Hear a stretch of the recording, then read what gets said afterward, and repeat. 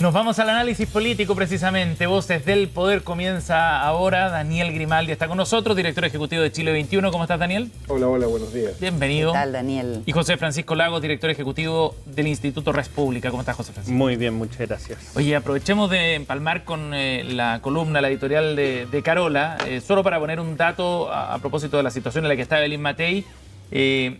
A fines del año pasado, no hace mucho rato, marcaba 26 puntos, lideraba las encuestas, largamente superaba a José Antonio Kast, 18 puntos de ventaja, y de ahí en más, bueno, ya lo hemos visto, ahora Evelyn Matei está en cuarto lugar en la última edición de esta encuesta CADEM, y José Antonio Kast es quien se ha transformado en la fuerza más importante dentro de la oposición, al menos eso es lo que muestran distintos sondeos.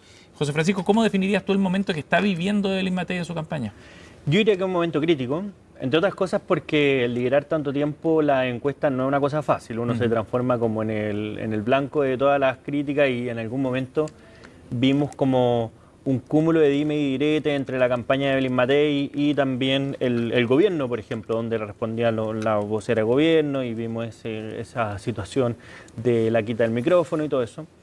Pero además le agregaría que hay una especie de desorientación en la campaña respecto a dónde están las prioridades. Me llamó la atención una nota que salió el fin de semana respecto a que habían incorporado al equipo digital recién en mayo de este año y antes había casi que un voluntario mediodía para hacerse cargo de toda la versión digital de la campaña de Evelyn Matei. Me parece que en los tiempos actuales, sobre todo cómo está la comunicación, es un poco tarde.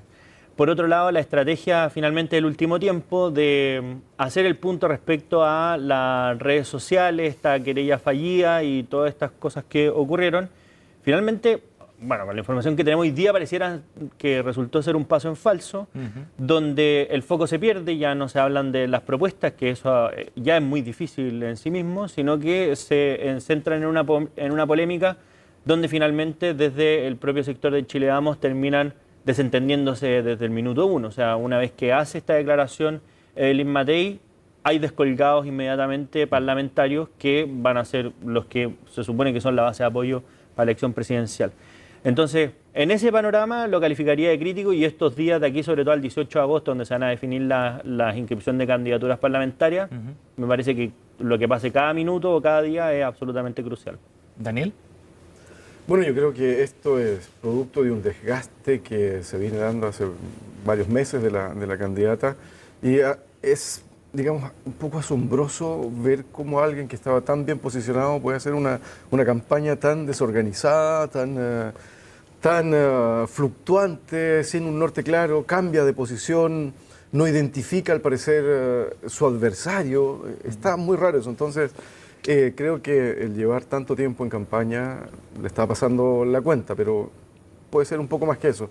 Y particularmente con su carta a Sebastián Edwards, me parece a mí que siempre es positivo reconocer los errores, las fallas, sobre todo cuando son en temas tan delicados como esto. Ahora, queda siempre un manto de duda porque en el 99 ella dio una entrevista a un medio extranjero donde sostenía exactamente lo mismo.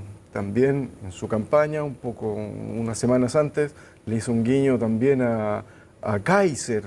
Parece que es como oportunista su estrategia siempre. ¿Dónde está la opinión pública? Ah, me rechazaron, entonces corrijo.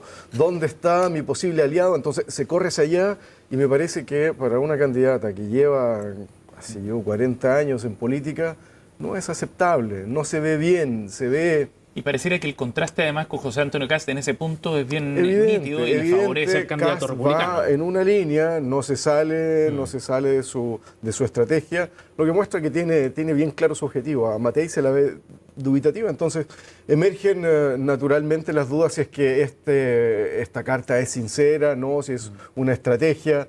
Como lo dije recién, antes dio exactamente lo mismo, posiblemente piensa así. Yo creo que se le salió bien de dentro de su alma. Mucha gente piensa así en la derecha.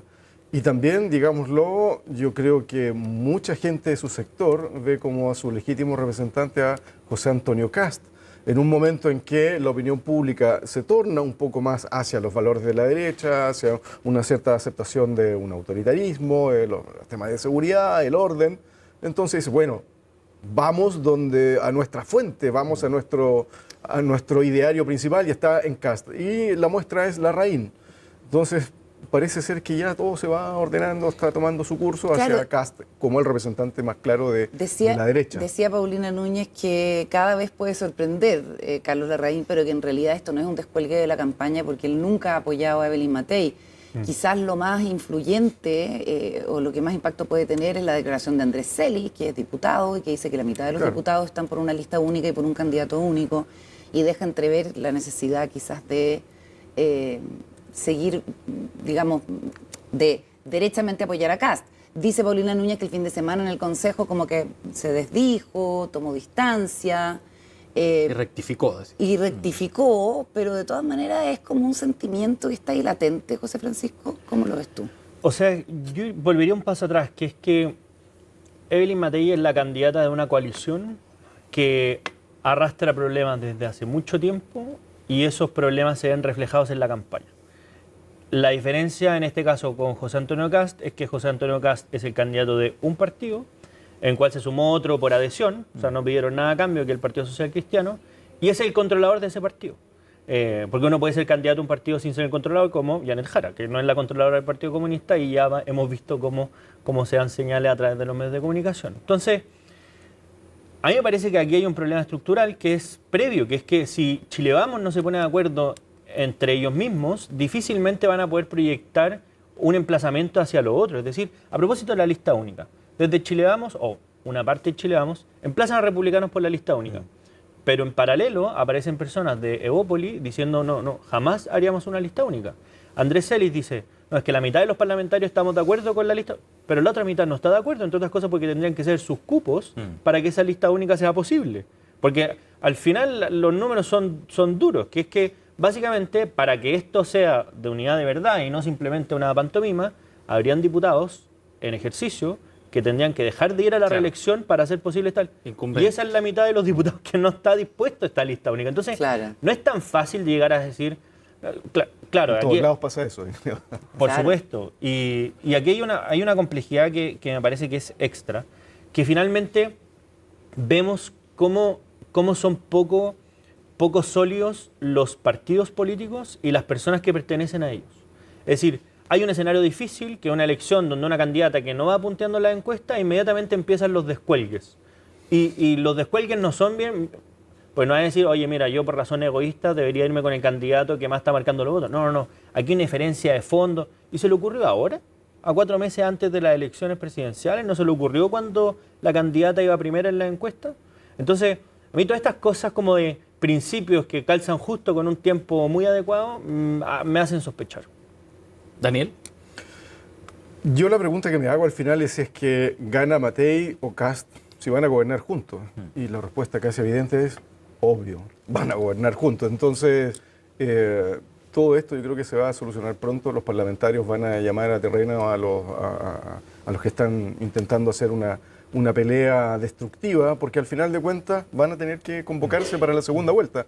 Y lo más claro es que... está la idea, perdona Daniel, de que la carrera parlamentaria es mucho más importante quizás que el ganar la presidencial. Es lo que dice hoy día también José Miguel Castro, diputado de RN. Claro, lo dijo Ibañez, un importante empresario del sector también el fin de semana, y también varios más lo hemos sostenido, que es fundamental la parlamentaria porque los quórums se bajaron. O sea, el que tiene 4/7 en el Parlamento puede tener su nueva constitución sin plebiscito. Sin proceso constituyente. Sin proceso constituyente. Entonces, es particularmente importante tener una coalición sólida y que se mantengan los equilibrios. Entonces, mucho más que antes. O sea, siempre es importante que en el Parlamento los gobiernos tengan la posibilidad de tener una coalición que los sostenga para poder gobernar, para poder ofrecer gobernabilidad al país. Pero hoy es particularmente relevante porque los quórum bajaron. Ya no es la misma situación de hace 10 años atrás, donde el Congreso se veía bloqueado. No. Entonces sí considero que es fundamentalmente importante. Ahora, hemos visto que en el último tiempo han habido propuestas radicales de cambio, procesos constitucionales, y el país sigue funcionando. O sea, no, estamos creciendo poco, pero seguimos creciendo. Hay perspectivas de que el país va a ir mejorando. O sea, hay cierta estructura, diría yo, un poco antisísmica en Chile que hace que, aún con el estado paupérrimo en que está la política, la sociedad sigue funcionando. Y eso yo creo que tenemos que felicitarnos todos como país, es que yo no tengo miedo al futuro. Creo que Chile va a ir mejor. Ahora, Optimista. con eso mismo, Eso es bueno. que si uno lo lleva como al extremo de cuando ocurre esa situación, de lo que señala Daniel, es el caso peruano, que en el fondo la economía como que prescinde de la política. Y yo creo que eso no es una buena señal en general, como, o sea, bueno, quizás se salva algo, ¿verdad? Porque la crisis política no se transforma necesariamente en crisis económica, pero Habla muy sí mal de la política, en el fondo. habla muy mal de la política, pero tampoco es sostenible en el tiempo. Claro. Es decir, el nivel de crisis que hay en Perú, que básicamente funciona como un cúmulo de grupos privados que cada uno defiende sus intereses, finalmente no termina siendo sostenible en el tiempo. Y de hecho vemos problemas graves de inestabilidad política y inestabilidad económica finalmente en zonas enteras del país donde no hay simplemente progreso. Oye, José Francisco, ¿cómo ves tú la irrupción de Franco Parisi en todo esto? ¿Ha ido subiendo en algunas encuestas? Llega ya en esta encuesta Cadem de la semana a marcar 10 puntos, si no me equivoco, ¿no? Fueron 10 puntos. Sí. 12 y Matei 10 y Matei 11. Ajá. ¿O no? Sí, eso claro, es. en lista cerrada. Ahí hay una señal de, ¿cómo lo lees tú, digamos, esa erupción? ¿Lo ves como una amenaza eventualmente Y para reforzado por alguien? Giles, además. También. Es que yo creo que eso último, lo que comenta Carola, es absolutamente crucial. Que es que básicamente como muy demostrativo de lo que es Franco Parisi, que en el fondo es una reacción de la antipolítica hacia los partidos tradicionales. Partidos tradicionales y no tan tradicionales, es como a los partidos en general. Que son figuras que o crean un partido o se toman un partido, como en el caso de Pamela Giles, lo instrumentalizan, como ella, a tal punto que incluso Tomás Hirsch sale del Partido Humanista con otros 300 militantes en su momento, y ahora, claro, abandonan ese partido y van a otro. Yo creo que eso muestra un poco cuál es la situación actual de nuestro sistema político, de la falta de proyectos como institucionales a través de los partidos propiamente tal, y que hace que este tipo de figuras sigan teniendo como ventajas de ir a las elecciones presidenciales sin ningún costo. Ahora, me parece que el caso de Franco Parisi es una cuestión como para analizar detalladamente, porque hoy día son circunstancias distintas a la vez pasada. Antes, como la política tenía un desprestigio mucho mayor, estaba en una situación mucho más particular, estaba en pandemia, entonces hizo campaña por Zoom. Hoy día ya no, y el fenómeno sigue marcando un número importante de votos. Entonces, Bien aceptable. yo sí. creo que incluso Franco Parisi sabe analizar bien cuál es el fenómeno que genera. No, o más bien no lo aquilata adecuadamente, porque es una cuestión bastante difícil de leer. Porque, por ejemplo, la vez pasada, incluso ganó en algunas regiones del país, y uno diría, bueno, entonces Parisi era alguien, hoy día diríamos, es más bien de oposición que oficialista, Sí, de todas maneras. es muy crítico con el presidente Boric, pero sus votantes no necesariamente. Y de hecho, donde ganó en el norte, no se traspasaron esos votos a José Antonio Kast, sino que al contrario, fueron a Gabriel Boric. Y uno pensaría, a ver, ¿Parisi está creciendo a costa de Evelyn Matei o son votantes que no se identifican con ninguna de las opciones presentes? Y además, Daniel, ¿cómo lo ves? Porque ayer Parisi en una entrevista en Canal 13 dice que le gustaría que Lawrence Goldborn fuera su ministro de Hacienda, y sale Goldborn a postear: yo he conversado con Parisi, no puedo estar más lejano de 10 su veces ideario conversó con Parisi, político. dice, no, Estoy muy hace enfático, 10 muy años enfático. fuera de la política, no voy a hacer. Entonces, está como Bueno, tanteando el agua. la estrategia de Parisi parece ser de alguien que apuesta en la bolsa, de alguien que va al casino, Un trader ahí, de un trader, ¿cierto? Su perfil es así, no tiene principios claros, se lía ahora con Giles, Maltés, no se sabe qué es, lo único que es anti el que está en el gobierno, pero no se conocen sus principios claramente. Yo creo que no tiene principios claros en política. Los principios son él, mi candidatura, yo, mi perfil, desde si uno analiza su campaña anteriores, todo yo, centrado en yo. Y no sé, tampoco se ven sus ideas, algo bastante mediocre si uno lo compara con las demás campañas. Creo que se nutre mucho, eso sí, de este sentimiento antipolítica, y muchos que pueden estar decepcionados de esta deriva de Matei pueden ver, bueno, cuál es el más cercano, puede estar aquí Parisi, pero yo francamente no le veo mucho espacio, porque cuando tú lo pones a discutir ideas, proyectos, programas, la verdad es que se cae por su propio peso, si no maneja bien las cifras. Ayer en una entrevista con Iván Valenzuela dio vergüenza un poco, ¿cierto? Él es economista. ¿Por qué? Bueno, cosa en particular? O sea, en particular su propuesta sobre la reducción del gasto fiscal, los retiros. No es un buen manejo. O sea, yo me imagino si una persona así llegara al poder, o sea, el desastre absoluto. Oye, hagamos una cosa, hablemos de lo que pasa con la candidatura oficialista, con Janet Jara, y esta idea de que es socialdemócrata, ¿cierto? Y que han hablado sus voceros a nombre de ella. Por ejemplo, Luis Eduardo Escobar, uno de los 4 encargados del programa económico, dice: Janet Jara me dijo que era socialdemócrata y que no creía en la eliminación de las clases sociales ni en la dictadura del proletariado, que es una de las conversaciones. Así que pausa y ya seguimos con Voces del Poder.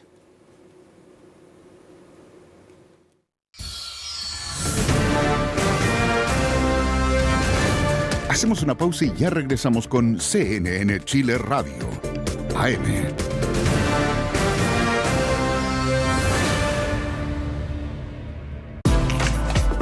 Una es acelerada, El medio ambiente no está opuesto a la economía. la otra artificial. Deberíamos tener en cuenta las implicaciones éticas de alterar nuestra biología y considerar el impacto que puede tener en generaciones futuras. Buscamos comprender el presente mirando al pasado y pensando en el futuro. Si nosotros permitimos que desarrollen las neurotecnologías sin cortapisa, las consecuencias que eso va a tener a futuro, va a ser imposible revertirlas hacia atrás. Por eso estamos aquí, y también allá, explorando y descubriendo el Chile científico. Acompáñanos en este camino. Ven a Futuro 360, siempre en CNN Chile. Este lunes, Tolerancia Cero, el programa de debate y análisis político más emblemático de la televisión chilena. En un año decisivo, analizamos la contingencia con referentes de la opinión política y protagonistas de la actualidad. Tolerancia Cero. Este lunes, desde las 22 horas, CNN Chile, siempre.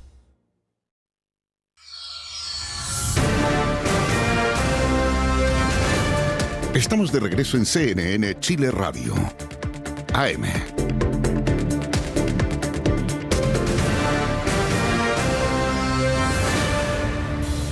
De como día lunes. De regreso a la Cuesta partir la semana, Carola. Perdón, Menos mal no te pasó lo que hay en otra radio. Está difícil. No sé si era el exabrupto. Sí, no. No lo invoque, José Francisco Lagos y Daniel Grimaldi también acá presentes. Estamos hablando sobre la credencial socialdemócrata de la candidatura oficialista de Janet Jara. ¿Cuán creíble es esto que apoya a uno de sus encargados de economía versus quienes dicen la candidata ha militado desde los 14 años, el Partido Comunista no es socialdemócrata? Claro, y no es socialdemócrata por definición. O sea, esto es bien claro porque el Partido Comunista puede estar dentro de un contexto democrático, pero en la fundación de ese partido está la lucha de clase, la dictadura del proletariado, o sea, está como... Y de hecho, cuando los partidos comunistas abandonan esa idea que ha pasado, por ejemplo en España, dejan de ser partido comunista, como se funden en otras cosas y surgen otros proyectos. En Chile no ha pasado eso, y de hecho si uno va a la declaración de principio del Partido Comunista, eso no ha ocurrido, no ha habido ese cambio. Se sigue ratificando su carácter marxista-leninista. Exactamente. Entonces, decir que ahora, nuevamente es como lo que conversábamos en el bloque anterior, que en un contexto electoral haya cambiado profundamente sus convicciones, cuando desde los 14 años militaba en un mismo partido, casi dejan ver la militancia de Janet Jara como si esto fue una cosa azarosa, como, no, casualmente, pero no, aquí hay una convicción. De hecho, hay declaraciones de la propia Janet Jara hablando sobre la lucha de clases. Entonces, a mí no me gusta que se hable por los candidatos cuando Janet Jara en esta materia, como en defensa de ella también, no ha dicho nada al respecto. Yo creo que Ella no se define a sería sí misma raro como que ella, socialdemócrata. no, sería muy raro que ella se define como socialdemócrata. Bueno, Lo que aquí sí definió puede acá- pasar cualquier cosa, pero Sí, totalmente. O sea, a este ritmo. Lo que sí definió acá, cuando le preguntamos por esto, ¿cierto? Porque además el marxismo-leninismo cree que la democracia es como instrumental, ¿cierto? Claro. Para llegar a otro estadio. sí, de hecho. Dijo que ella tenía muy claro que la democracia es la cancha donde había que jugar y eso, como que este es el orden institucional. Que uno no sabe si es algo, o sea, más bien uno tiende a creer que es algo que no comparte necesariamente liderazgos de su partido, ¿no? Daniel, perdón. Bueno, yo creo que la discusión sobre la socialdemocracia, el comunismo, el socialismo democrático es una discusión pendiente y que es muy poco seria por el momento. Se queda en la cuestión de los cartelitos. El cartel que se lo pegan a en eso se queda y no hay mayor trasfondo sobre estas definiciones. Ok, los políticos no son filósofos ni teóricos políticos como para tirarse una tesis sobre eso. Y de repente lo hacían en los años 60, 70, estaban más preocupados de eso. Hoy día absolutamente no. Yo creo que Janet Jara no es una socialdemócrata, pero sí es la más moderada de los comunistas. No sé si eso le alcance para decirse socialdemócrata o para considerarla socialdemócrata. Creo, como José Francisco dice, que hay unos principios del partido que te enmarcan. Entonces, si no es eso, entonces tiene que renunciar al partido, o si fuese candidata, o sea, si ganara, no la veo dentro del Partido Comunista, tendría que salir. Ahora, yo entiendo que para ella eso es poco relevante y que se centra su campaña en otra cosa.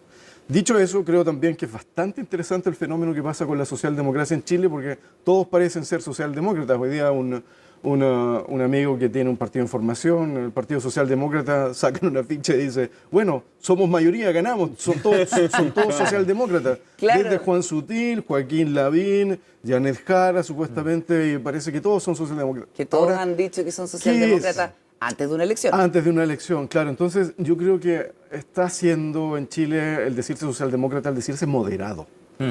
No hay una... Se empieza a homologar el... Claro, socialdemócrata es ser demócrata y es ser moderado. O alejarse de los extremos. Alejarse de los extremos, lo que es completamente... no tiene nada que ver con la definición teórica. Aparte que, si uno va en la historia de la socialdemocracia, hay momentos en que la socialdemocracia ha sido bastante radical, que ha tomado las armas, incluso. ¿Ah, sí? Claro, en los años 20 en Alemania, tú tienes la lucha contra los nazis también. No es gente que solamente está por el proceso pacífico. Hay momentos en que han sido sumamente radicales en la lucha contra el fascismo y también sumamente cercanos al neoliberalismo. Recordémonos en la era de Tony Blair. Entonces hay socialdemocracia para todos los gustos. Por eso que cualquiera se puede decir socialdemócrata también. Yo creo, en Chile, claro, yo creo que es un horizonte que alguien tiene que construir, pero no se ha construido como proyecto político en Chile eso nunca. No está dentro de nuestro ADN político la socialdemocracia. Creo que el socialismo democrático sí es algo más sostenible teóricamente, incluso en su realidad existente en Chile hoy. José Francisco. Sí, ahí con eso mismo habla también de la poca consistencia que tienen las campañas políticas hoy y en particular el desafío que va a tener Janet Jara de intentar hablarle a un mundo que va a ser el 50% más uno de los chilenos o que debería aspirar a tener y que finalmente se le puede terminar desfondando su base de apoyo, que yo creo que es un temor que le pasa a todos los gobiernos, también lo ha tenido este gobierno por supuesto, pero en el fondo, ¿cuánto puede modificar su discurso a propósito de una estrategia electoral sin que finalmente termine siendo abiertamente contradictorio con las cosas que ha pensado o ha dicho durante los últimos, no sé, 25, 30 años? Y yo creo que esa es una delgada línea y en cualquiera de las dos posiciones va a pisar sobre huevos, porque también aquí para los verdaderos socialdemócratas, para los del socialismo democrático, que alguien se esté vistiendo con sus ropajes, llevándose los beneficios de esos ropajes, pero ningún costo, bueno, también termina generando alguna tensión que me parece que los partidos o las líneas de identidades políticas tienen derecho a reivindicar para sí Ahora, mismos. la justificación para eso, dicen en el comando, y lo explicaba ayer Nicole Cardoch, parte del equipo de campaña de Janet Jara, es que ella ya no es la candidata del Partido Comunista, sino es la candidata de todo un bloque y un arco mucho más amplio. Está bien, pero cuando hoy día vemos que los programas o las estructuras de campaña son tan febles, finalmente lo relevante es el carácter personal de los equipos. Entonces, si su carácter personal ha sido militante durante tanto tiempo, claro, uno pueden vender la promesa de que va a hacer algo distinto. Eso, o sea, está dentro del marco del marketing, ¿verdad?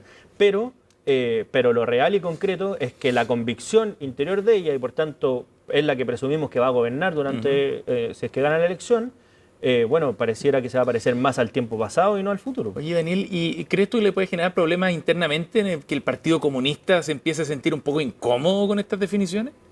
Yo creo que sí, porque el Partido Comunista en su historia se ha mostrado como un partido bastante cuadrado, monolítico en esa discusión, o al menos no sale fuera de los muros del partido esta discusión. En todos los partidos, incluso en los más monolíticos que se conocen, siempre hay distintas corrientes. Otra cosa es que salgan esas diferencias hacia afuera. Y yo creo que ahora es un momento de la historia bien particular donde en el Partido Comunista se están viendo esta divergencia. ¿Quién puede decir que la postura de Jadwe, por ejemplo, es parecida a la de Janet Jara? Hay ahí dos posturas distintas que se reflejan. Hay grupos, nuevas generaciones que están poniendo otras cosas. Entonces, y sobre todo aquellos que han pasado por el gobierno en las últimas coaliciones. Entonces yo ahí veo un enclave de aquellos comunistas que han participado del gobierno, que saben las concesiones que hay que hacer, que saben los costos de estar, y otros que están en el Parlamento. Ahí hay una cierta dicotomía. Si eso va a llevar a una fractura, una división en el Partido Comunista, no lo sé. Yo creo que si es que eventualmente Janet Jara ganara la presidencia de la República, veo que ella saldría del Partido Comunista para evitar que ese sea el problema. Tal vez eso llevaría a una división o a un giro en el Partido Comunista, pero lo cierto es que hay partidos comunistas como los de Europa, no sé si lo hemos dicho otras veces, que en ciertos momentos giraron hacia otra forma de comunismo que se alejó de la Unión Soviética, Claro. el eurocomunismo. El Ese eurocomunismo giro, que habla de una democracia avanzada. una democracia Pero avanzada, ya no claro. de- Intentaron llevar a los comunistas chilenos en esa época, pero no hubo caso, porque los comunistas tenían como norte la Unión Soviética, la RDA, todo. tenían eso, y fue imposible para los italianos, para los españoles, llevar a los comunistas a eso. Bueno, tal vez, ya ha pasado mucho tiempo, tal vez el Partido Comunista ya pasó eso internamente, el participar del gobierno, y ahora tienen que sincerar solamente en sus principios lo que ha sido su práctica, porque en la práctica han sido muy moderados. Muy bien. Les vamos a agradecer a los dos, José Francisco Lagos y Daniel Grimaldi, la compañía esta mañana de lunes. Y ojo con lo que viene a continuación, porque vamos precisamente a ver en qué están los candidatos presidenciales que esta mañana tienen una cumbre como de regiones, Sí, de con el descentralización. foco en la descentralización, exactamente. En Concepción. Y ojo que el miércoles además van a tener un seminario del mundo minero, sobre la minería, donde evidentemente va a ser tema lo ocurrido en el Teniente y un análisis de eso también. Seguro, y hay otro organizado por el sector financiero también, ¿no? Sí, va a estar movida esta semana. estar movida esta con hartos semana. espacios de conversación de los candidatos. Gracias, Daniel. Gracias, José Francisco. Gracias, Muchísimas Álvaro, gracias, que buena esté muy semana bien. para Por todos. haber venido. 10 de la mañana con 9 minutos, estamos pendientes de lo que ocurre en Concepción. Allá está Macarena Román, que nos va a estar informando sobre esta cumbre en la que participan los tres candidatos mejor aspectados. Entiendo que Franco Parisi va a participar, no sé si de esta o la de la minería, pero pareciera Va a estar en alguna. sensato, ¿no? Ya que está en el tercer lugar de las posiciones o ya con bastante más posibilidades que, por ejemplo, Johannes Kaiser, que se ha quedado atrás según las últimas encuestas. Bueno, en este evento que se llama la Cumbre de las Regiones, van a participar los gobernadores regionales del país. Conversan sobre descentralización. Los ejes son principalmente autonomía financiera, autonomía